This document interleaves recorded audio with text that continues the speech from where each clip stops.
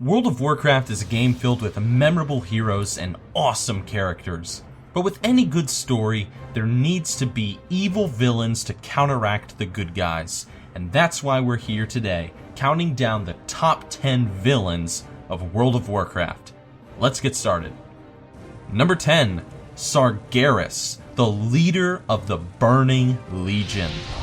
Now, if there's one villain in World of Warcraft's lore that is just evil beyond all doubt, it's Sargeras. He betrayed his friends, the Pantheon, became corrupted, and since then he's been on a massive universe-wide campaign to wipe out all life and bring destruction to every planet the Titans have ever created.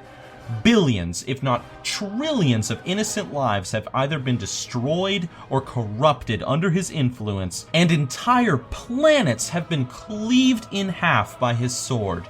No matter where he goes, fire and ash follow in his wake. He's an evil character for sure, but there's definitely worse characters lurking in the shadows of World of Warcraft. So Sargeras only takes number 10.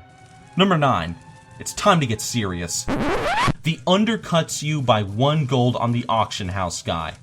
Remember that one time you went to the auction house and you were like, well gee, I've been farming these mats all evening. It's time to make a bit of gold so I can afford my WoW token for this month. Oh, you remember that time. You woke up the next morning and nothing had sold. Nothing. And as you clawed your eyes out in horror, you ran to the auction house and realized that a man named Big John Wiener had undercut you by a single gold coin, stealing all of your potential customers. As you lay there crying on the floor, wishing for it all to end, he appeared and danced atop your fetal-posed body, gloating as he did, and screaming loud profanities about your beast of a mother. To take a man's money is a crime, and this man relishes in the torment he inflicts by cheating you out of your hard-earned gold and devaluing the potential profit of items. He is the Lord of Greed that was expelled by the very fires of the underworld to become a plague upon Azeroth.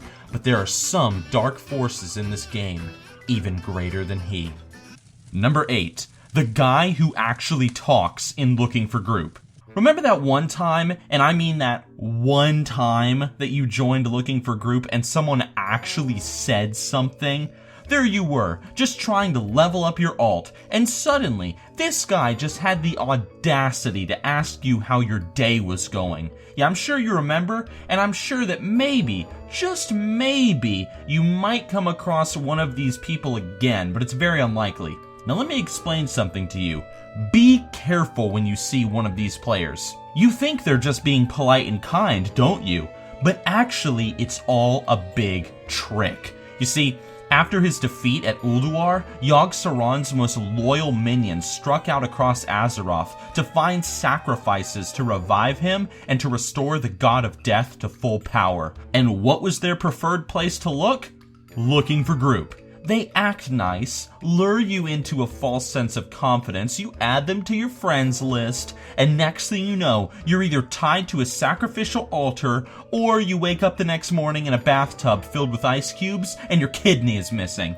If you see one of these types of players, beware. These people are not actually being friendly, and they are not adding to the social aspect of the game and making the game a better place. They are followers of a dark god trying to manipulate you into a vulnerable state so they can spill your blood, and that's a fact.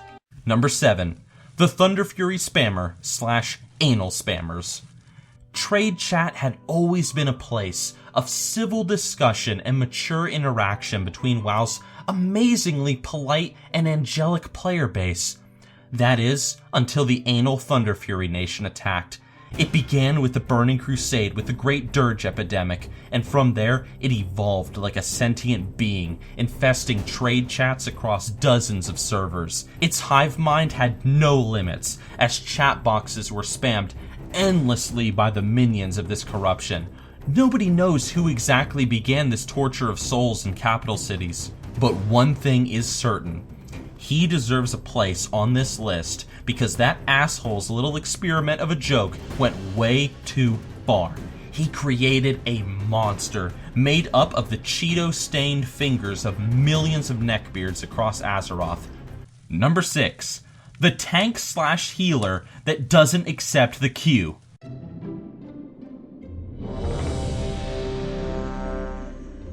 Oh, my dungeon's finally ready!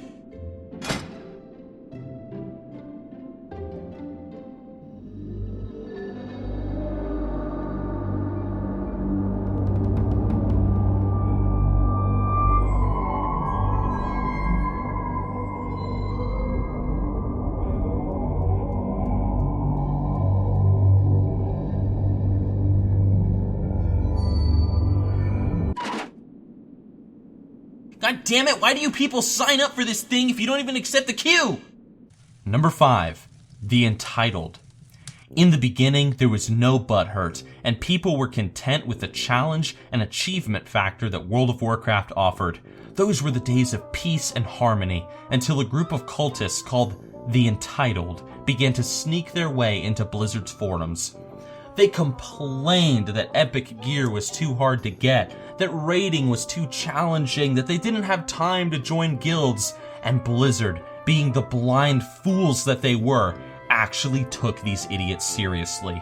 Thus, the Entitled were able to corrupt the men upstairs themselves, and they brought upon the world the demon known as LFR. You'd think with their mission successful that the Entitled would have disbanded, but to this day, they still continue to plague the forums, demanding that normal, heroic, and mythic raids be easier, that LFR should reward more gear, that pet battles are too difficult and need to be nerfed, and that heirlooms should be free since their parents won't let them play WoW for more than 30 minutes each day.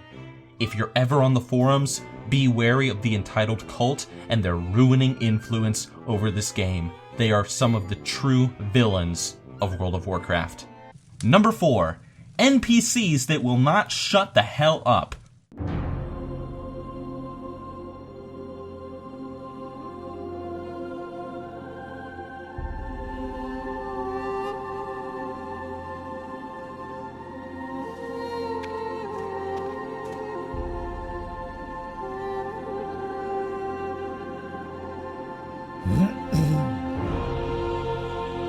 Citizens of Dalaran, raise your eyes to the skies and observe.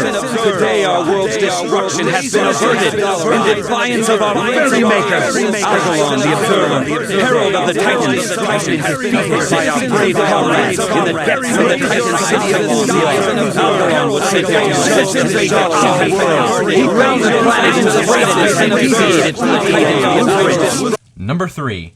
The Don't Worry, I'll Do It Right This Time Raider. Every raider knows the pain of what it's like to struggle with that one guy. He stands in the fire, lets himself get hit by every cone attack, stands on every spike that's about to pop out of the ground. Truly, there's none like him. Whenever he's criticized, however, he always says that he'll do it right next time.